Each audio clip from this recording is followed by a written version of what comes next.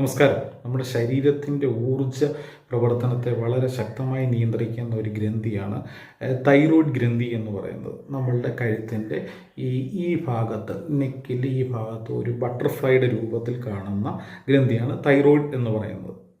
ഈ തൈറോയിഡുമായി ബന്ധപ്പെട്ട് പല അസുഖങ്ങളെക്കുറിച്ചും കേട്ടിട്ടുണ്ടാവും. വളരെ പ്രധാനപ്പെട്ട ഒന്നാണ് തൈറോയിഡിൻ്റെ പ്രവർത്തനം കുറയുന്ന ഹൈപ്പോ തൈറോയിഡിസം.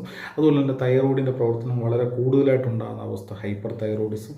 ഇതിനകത്ത് തൈറോയിഡ് ഗ്രന്ഥികൾക്കുള്ളിലുണ്ടാകുന്ന നോഡ്യൂളുണ്ടാകുന്ന തൈറോയിഡ് നോഡ്യൂൾ, അതുപോലെ തന്നെ തൈറോയിഡ് ഇങ്ങനെ വീങ്ങി വരുന്ന ഗോയിറ്റർ, മുഴകൾ ഉണ്ടാകുന്നതിന് ഗോയിറ്റർ എന്ന് പറയും.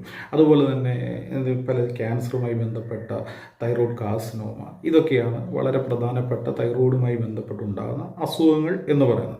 ഇതിൽ ഏറ്റവും വളരെ പ്രധാനപ്പെട്ട ഒന്നാണ് ഹൈപ്പർ തൈറോയിഡിസം. തൈറോയിഡിൻ്റെ പ്രവർത്തനം വളരെ കൂടുന്ന ഒരു അവസ്ഥയ്ക്കാണ് ഹൈപ്പർ തൈറോയിഡിസം എന്ന് പറയുന്നത്. സ്ത്രീകളിലാണ് പൊതുവെ കണ്ടുവരുന്നത്, എന്നാൽ പുരുഷന്മാരിലും ഉണ്ടാകാറുണ്ട്. എന്തൊക്കെയാണ് ലക്ഷണങ്ങൾ? ഇതിൻ്റെ വളരെ പ്രധാനപ്പെട്ട ലക്ഷണം എന്ന് പറയുന്നത് ശരീരം വളരെ ക്ഷീണിക്കുക. നമ്മൾ കൂടുതലായിട്ട് ഭക്ഷണം കഴിക്കുന്നു, പക്ഷേ ശരീരം വലിയ രീതിയിൽ ക്ഷീണിച്ചു പോവുക. ഇടയ്ക്കിടയ്ക്ക് ബാത്റൂമിൽ പോകണമെന്ന് തോന്നുക, വയറ്റിൽ നിന്ന് ഇങ്ങനെ ഇടയ്ക്കിടയ്ക്ക് പോകണമെന്ന് തോന്നുക.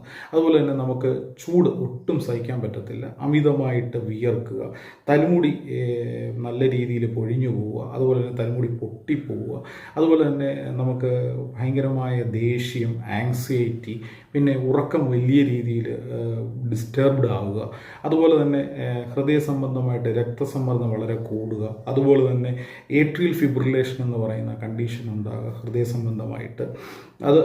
ഇതൊക്കെയാണ് ഇതിൻ്റെ വളരെ പ്രധാനപ്പെട്ട ലക്ഷണങ്ങൾ എന്ന് പറയുന്നത്. നമുക്ക് എങ്ങനെ ഇത് കണ്ടുപിടിക്കാം എന്ന് ചോദിച്ചു കഴിഞ്ഞാൽ ഈ ലക്ഷണങ്ങൾ വെച്ച് കണ്ടുപിടിക്കാം. കൂടാതെ തന്നെ തൈറോയ്ഡ് ഫംഗ്ഷൻ ടെസ്റ്റ് ചെയ്ത് നോക്കുക. തൈറോയ്ഡ് ഫംഗ്ഷൻ ടെസ്റ്റ് ചെയ്ത് നോക്കുമ്പോൾ TSH വളരെയധികം കുറയുകയും അതേസമയം T3 T4 വളരെയധികം കൂടി നിൽക്കുകയും ചെയ്യുമ്പോൾ നമുക്ക് മനസ്സിലാക്കുവാനായിട്ട് സാധിക്കും ഹൈപ്പർ തൈറോയിഡിസം ഉണ്ട് എന്നുള്ളത്.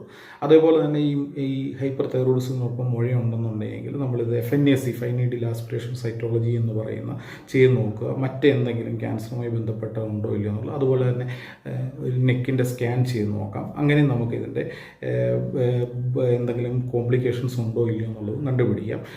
വളരെ കൃത്യമായിട്ട് ലക്ഷണങ്ങൾ വെച്ചിട്ട് നമ്മൾ മരുന്നുകൾ കഴിച്ചു കഴിഞ്ഞാൽ ഈ തൈറോയിഡിൻ്റെ പ്രവർത്തനം നല്ല രീതിയിൽ ആക്കുവാനായിട്ടും നമുക്ക് ശരീരത്തിന് ആവശ്യമായിട്ടുള്ള എല്ലാ ഊർജ്ജവും നിയന്ത്രിക്കുന്ന ഈ തൈറോയിഡിൻ്റെ പ്രവർത്തനം നല്ല രീതിയിൽ കൊണ്ടുപോകാനായിട്ട് സാധിക്കുകയും ചെയ്യും. എല്ലാവർക്കും ആരോഗ്യം നിറഞ്ഞ നല്ലൊരു ദിനം ആശംസിക്കുന്നു.